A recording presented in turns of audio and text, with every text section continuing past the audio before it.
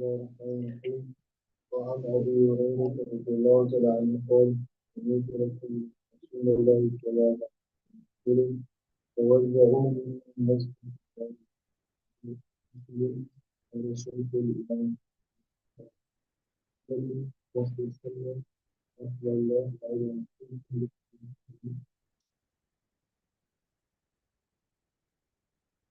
قال إن رسول الله صلى الله عليه وسلم صلى ولم يتوضأ.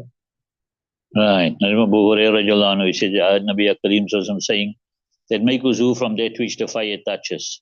Then the author of the matan of Mishkat, right, Sheikh Imam Muhi Sunnah, he says this hadith has been abrogated with the hadith of Ibn Abbas radiallahu anhu, and he says that indeed Nabi Kareem sallallahu alaihi wasallam ate the shoulder of a goat, then he made salah and he didn't make wuzu, right? Abu Hurairah radiallahu anhu and some Sahaba Ikram were of the opinion that eating cooked food would break your wuzu, right? However, after that also, all the Sahaba also, most of the Sahaba, they became unanimous that it doesn't break the wuzu, right? Abu Hurairah radiallahu anhu, he takes dalil from this hadith here, right? Tawadda'u, that's Amr, right? Make wuzu. So that means you have to make wuzu. Jamhur, they've got other hadiths to support them. And what answer do they give to this hadith here? That they say that this is istihbaban. In other words, after you've eaten cooked food, then obviously now in preparation of the food, you had to stoke the fire, and then you had to cook the food, and perspiration, and also sometimes your nose runs also, and you understand, and the dirt that comes on you when cooking. So all that now it's mustahab then after that to make wuzu, right? And the other meaning they say here is that make wuzu means wash your hands and mouth. You understand? Because that's also the lughi meaning of wuzu is to wash hands and mouth. Read. بسم الله الرحمن الرحيم. وعن جابر بن سمرة رضي الله تعالى عنه إن رجلا سأل رسول الله صلى الله عليه وسلم فتوضأ من لحوم الغنم قال إن شئت فتوضأ وإن شئت فلا تتوضأ قال أتوضأ من You got atawaddu or anatawaddu? Anatawaddu or carry on? Anatawaddu min luhum. قال أنا أتوضأ من لحوم الإبل قال نعم فتوضأ من لحوم الإبل قال أصلي في مرابض الغنم قال نعم قال أصلي في مبارك الإبل قال لا رواه مسلم. Narrated from Jabir ibn Shumar said, the man asked Nabi Karim, shall we make wuzu from the meat of the goats? So he said, if you wish, you can make wuzu, and you wish, you don't have to make wuzu. Then he asked, shall we make wuzu from the meat of the camel? In other words, after we eat the meat of the camel, must we make wuzu? So he said, yes, make wuzu from the meat of the camel. So he then asked, can we recite salah in the pens of the goat? The pens, in other words, that places where they keep the goats overnight, right? He said, yes. And he asked, can we make salah in the pens of the camel? Same place where they keep the camels overnight. So he said, no. Right. Now, Jabhur says that after eating camel meat, wuzu is not wajib. However, Imam Ahmad ibn Hanbal, rahmatullah alayhi, he makes amal on the hadith here, and he says that wuzu is wajib because it says that you must make wuzu. Jamhur gives the answer to this here, that here it means it's mustahab to make wuzu. You understand? After eating camel meat.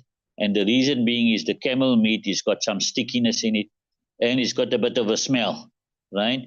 Therefore, it is mustahab to make wuzu. The second answer is this to this hadith here that Jamhur gives, is that initially the hukam was there that whatever is cooked, you must make wuzu from there. you understand, must make wudhu. And then after that, it became abrogated that all cooked foods, you don't have to make wudhu from there. So whether it's camel that's cooked or whether it's goats that cooked, right? Then when you're reciting salah now, you recite salah in the pens of the goats. Why are you allowed there? And you're not allowed in the pens of the camels, right? So this is not a blanket rule. Rather, it's more hikmatan. That the reason being is that in the pens of the goats there, the goat is a an animal that is more settled and more tame, right? And when it urinates also, it urinates near to the ground. So there's not much possibility of splashes. You understand? So therefore, if you find a place there where it's parked, then you can read there in the pens of the goats. Whereas in the camels again, these are animals that are but more wild, and when they urinate from high up, and then there is great chance of splashing, and also they say normally the pens of the goats are hard ground, right, and the pens of the camels are soft ground.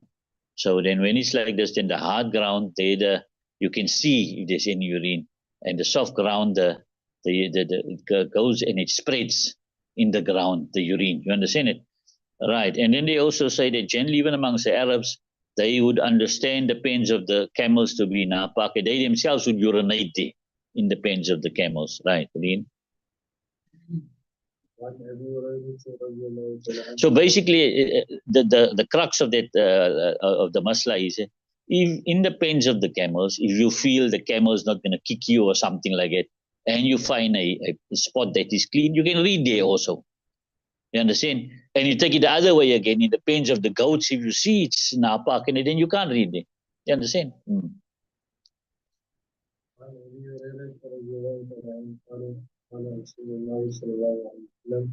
إذا وجد أحدكم في بطنه شيئا فأسفل عليه وخرج منه شيء ألا لا يخرجن من وجهه حتى يسمع صوتا أو يجد That's what Abu Hurairah said. Nabi Karim says, when one of you find in his stomach something, then it becomes doubtful upon him, did something come out or not?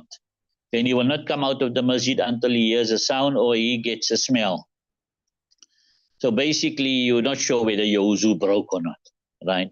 Did some wind come out? Did you pass wind or not? So they say here now, then you won't leave the masjid until you hear a sound or you find some smell. Now, this is just by way of example. Otherwise, the hukum is your wuzu is not broken until you are sure it's broken. Just you doubting it broke, it won't break the wuzu. The wuzu will still be intact. So you need to be sure. So they just, by way of example, given this to here until you hear a sound or you get a smell. Even if you don't hear a sound or you don't get a smell, but you're sure your wuzu broke because you're sure you broke wind, then your wuzu breaks. You understand? And likewise, we find a person who's deaf, he can't hear the sound. Or the person whose nose is blocked, he can't get the smell. But then if he knows he broke his wuzu, then his wuzu is broken. So it does not restrict it to that too. That's just given by way of example. وعن عبد الله بن عباس رضي الله عنه قال إن رسول الله صلى الله عليه وسلم شرب لبنا ومغفرا وقال إن له جسدا. Abdullah ibn Abbas said Nabi Akram drank some milk, then he gargled his mouth and he said it's got a stickiness to it. Right? This milk here has got a stickiness to it. Therefore, they say, ulama say that now it's mustahab to gargle. You understand why must you gargle? Because when there's a stickiness to it now, maybe some of the portions of the milk or the portions of the food is still stuck in your mouth. And then when you make salah and then that food goes down, then your salah will break. If you eat in salah more than a piece of chana, your salah breaks. So like a small chickpea. You understand? got stuck in between your teeth or it's somewhere in your mouth, and then it goes down during salah, then your salah breaks because that means you ate something. You understand it? So likewise, yeah, therefore they say that because of the stickiness, some food could have gotten stuck, and therefore it's mustahab to gargle so that no food goes down during salah. Read.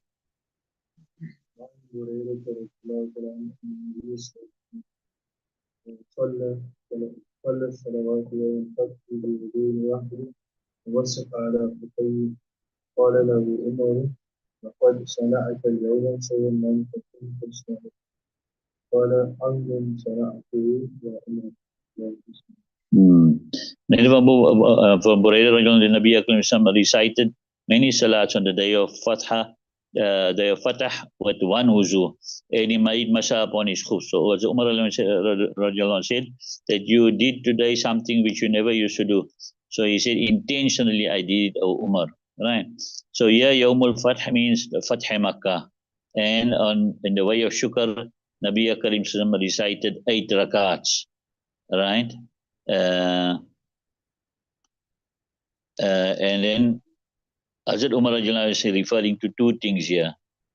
And one is that he recited many rakats, many salahs with one wuzu, right? And the other is that he made masa on the khufs. So he said, intentionally, I did that. Nevertheless, Jamhur says, it is mustahab to make a new wuzu for every farz salah. Mustahab, right? Read.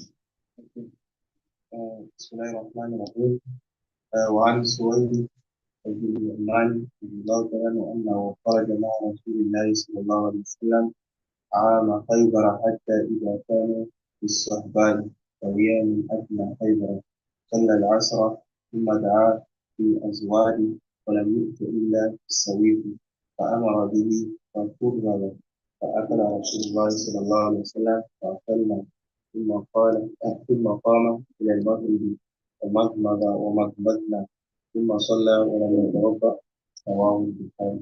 Yeah, you understand? So this hadith here now that's coming is showing that cooked food, you can eat it and you don't have to make wuzu, right? So Suhaib bin Nu'man, that he came out with Nabi Karim in the year of Khaybar when they were by Sahba, and that is near to Khaybar. He recited Asr.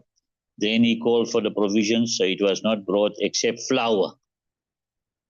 Now flour, you have to to get it there, you need to roast it. I think they roast it first, the seeds, and then they crush it, and that's how you get flour. Right, so he ordered with it. Then it was mixed with water for surriya. It was mixed with water. Why was it mixed with water? So that they can, you can't, how are you going to just take dry flour and take it down your throat? So you mix it with water, you get it easier to swallow, right? Then he ate. The Nabi Karim ate and we ate, and he stood up to Maghrib, he gargled his mouth, we gargled the mouth, and he recited wuzu, and he didn't make, he recited his salah, and he didn't make wuzu. Right. So like I said, flour here, they say sawiq, is that flour, whether it's wheat, made of wheat or barley, right? They take those seeds there and then they roast it, and then they crush it, and then it becomes flour. Right. Read.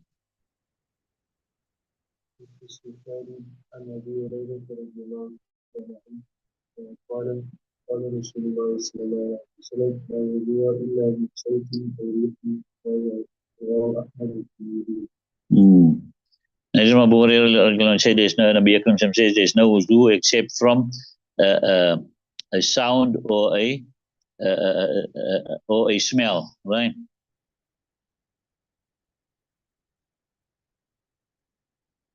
Right. Right. So they say, you know, in the masjid, these are the 2 things that's going to cause your wuzu to break, right? You're either going to break wind, most probably, right?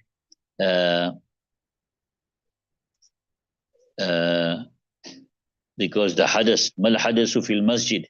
What is the hadas in the masjid? So he says, la wuzu'a illa min sautin aw rihin. How your wuzu is going to break in the masjid? Most likely with the wind.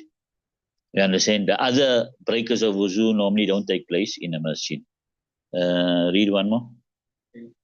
بسم الله الرحمن الرحيم وعن علي رضي الله تعالى عنه قال سألت النبي صلى الله عليه وسلم من النبي قال من النبي الوضوء ومن النبي الغسل And from Ali Rajul said, asked Nabi Akram Sallam about mazi. So he said, from mazi is wuzu and from mani is ghusl. Leave it till there.